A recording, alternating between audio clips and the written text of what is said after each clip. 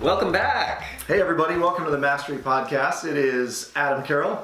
And Nicholas Durr. What's going on? We're glad to have you back. Hopefully you enjoyed yesterday's discussion about side hustles. I'm curious to know if anyone has generated at least $250 as am I. in one day. Yeah, as am I. Yeah. I'm very curious about that. My hope is that somebody makes far more than that. Oh, yeah. Side hustle. Definitely. You know what I mean? Yeah. And we'll talk about in upcoming episodes what to do with some of that side hustle money, including things like paying off debt and putting it away and investing and all of that. Mm-hmm. But for today, we wanted to talk about one specific thing, and that is passive income. And why passive income is so important is, and this was illustrated to me one time by a speaker who said most people, they go to work and they get paid. So I go to work, I get paid. I go do my corporate chores, I get my corporate allowance. I come back week after week to do the same thing, wash, rinse, repeat. He said what you really want to be doing is to go to work and then get paid into perpetuity. That is the very definition of passive income. Do the work once, continue collecting money month after month after month after month. There are lots of different ways to create passive income, which we're going to talk about on this podcast, as well as a number of stories that Nick and I each have in terms of passive income, either that we've generated or we've experienced from a family perspective. So get ready for those stories. First of all, what you must know is that passive income can come in a variety of different ways. And so we'll talk about those, but first, maybe why it's important. Yeah. One of the things that when I interact with a lot of students, clients, people who are interested in really taking control of their finances, the number one thing that I hear is, how can I create passive income for myself? And I remember, I think this was about 6 years ago, and Adam, you shared your definition of wealth.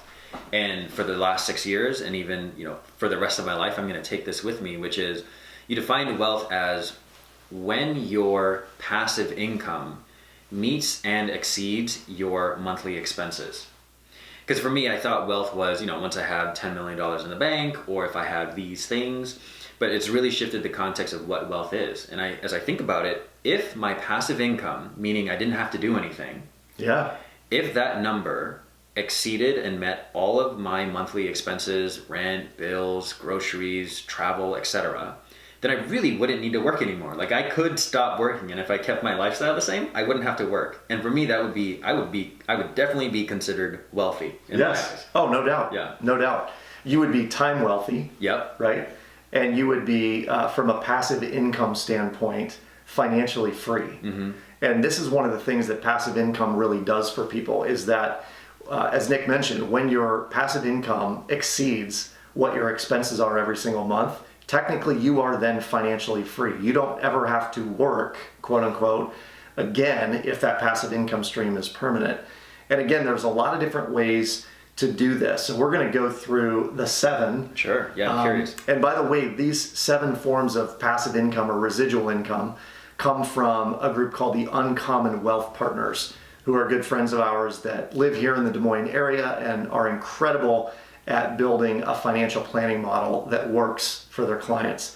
So the first one that we're going to talk about very briefly, because it's not necessarily my favorite, but it does work, is network marketing. Have you ever been a network marketer? No, I have not. Okay. But I know people who have. Or network marketing, as in another word for it is multi-level marketing? Multi-level marketing. Okay, that I'm familiar with. Yes. So I have done, at one time in my life, I was passionate about this example because clearly there were a lot of people that were making a lot of money, and I was intrigued by that. Yep. What I know about network marketing is, if you are going to get into the business, one of the ways that you make a lot of long-term wealth is you have to be a great recruiter. So you're constantly building your team and trying to generate more and more volumes or levels of volume in your business. So the idea that this is passive may be not quite true, because you're constantly recruiting in network marketing. So that's number 1. Number 2, why don't you take number 2? Sure. Number 2 is royalties. So there's a way that you created, Adam, that I love. But royalties really is, very similar to what you said around doing the work once. For example, a book. And I think you have some experience with book publishing. I do. Right? I do. So writing that book and then being able to sell it over and over and over again and provide it to different communities, different readers, different what's the word I'm looking for? Different schools. You can essentially use that one time that you put in work and really provide it to multiple people across multiple platforms. Absolutely. And royalties work whether it's book publishing, it could be music publishing. Yep. So, if you're a musician and you create a body of work, you can actually post that online and sell that piece of music over and over again to people who are licensing or paying you a royalty for the use of your music. Similarly, I put together a documentary with a friend of mine. The documentary was called Broke, Busted, and Disgusted. We sold it for royalties over and over and over again. So video production is another way to generate royalties. The third example of residual or passive income is a subscription model business or having affiliate marketing, which is kind of similar. Subscription model business would be like a SaaS product, a software as a service product. So if you're paying $5 a month to use some particular piece of software, you are feeding into someone else's residual income or passive income business. From an affiliate marketing perspective, you'll see a lot of people in the financial space, very similar to us, like a masteryofmoney.com. All of the links that you see on one side of the page are all affiliate links. So we get paid a commission to direct your attention there. And if you end up using that person's product, then we get paid for that. So that is affiliate marketing. Yeah, and one thing to note also with the affiliate marketing, oftentimes there's really a benefit of the user being a recipient of the affiliate marketing. Correct. Right? Correct. So, yes.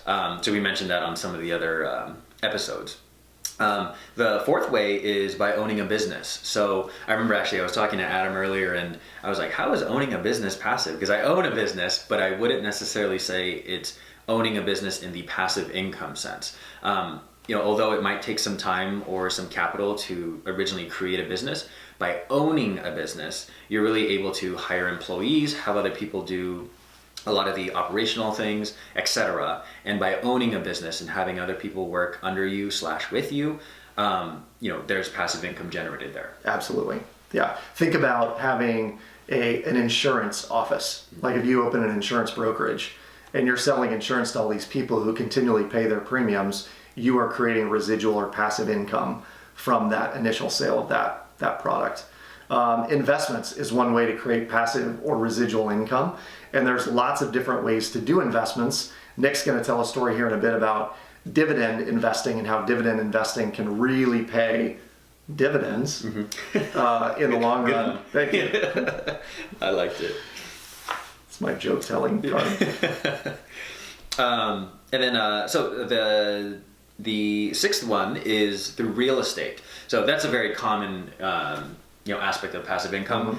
Purchasing either rental property, even to some degree Airbnb is a not new one, but is becoming more and more widely accepted as a form of passive income. No doubt. And that people are actually going after. On a monthly basis, collecting a check or having money be deposited is also a form of passive income. It's really interesting that you mentioned Airbnb because I think for the longest time people thought, well, I don't have enough money to invest in real estate. But they may have already invested in real estate. It's just the house they live in. Yeah. Right? Airbnb, created this massive network of hotel rooms essentially, and created a number of overnight landlords. Yeah. Right? So I think it's a really fascinating model. One of the websites that you'll find in the show notes is a site called airdna.com. And AirDNA, if you plug in your zip code, it will tell you what the average amount you can expect to make per night or per year with an Airbnb listing from your home. So kind of cool. The last example of the residual income or passive income is whole life insurance. And this one may seem a little out of the ordinary, and it is.